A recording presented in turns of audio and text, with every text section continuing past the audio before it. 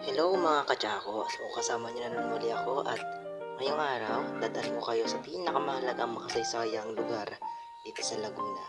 So galing ako sa Makiling at maglalakbay tayo papunta sa bayan ng Calamba, ang tinaguriang tahanan ng ating pambansang bayaning, si Dr. Jose Rizal.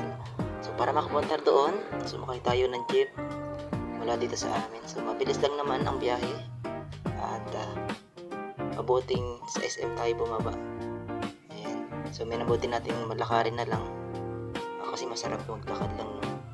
Kasi makikita mo yung paligid papalapit sa patutunguhan natin. And ilang minuto lang nandito na tayo. So ito na tayo sa wakas.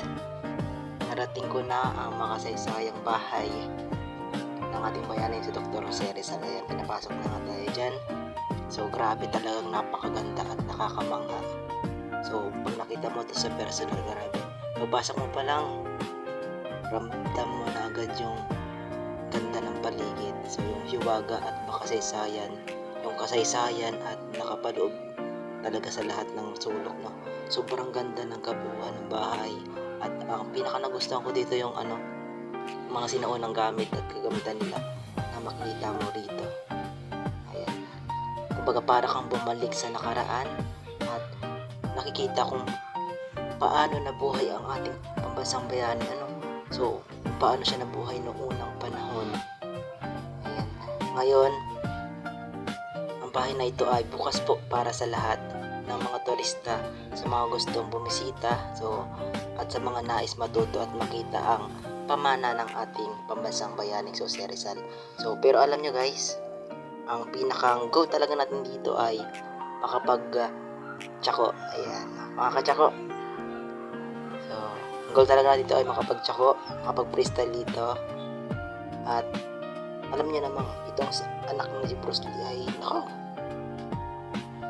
ay sipang gumala kasi wala tayong trabaho for today's video. Ayan, so makikita niyo dyan, napakadami pang gamit.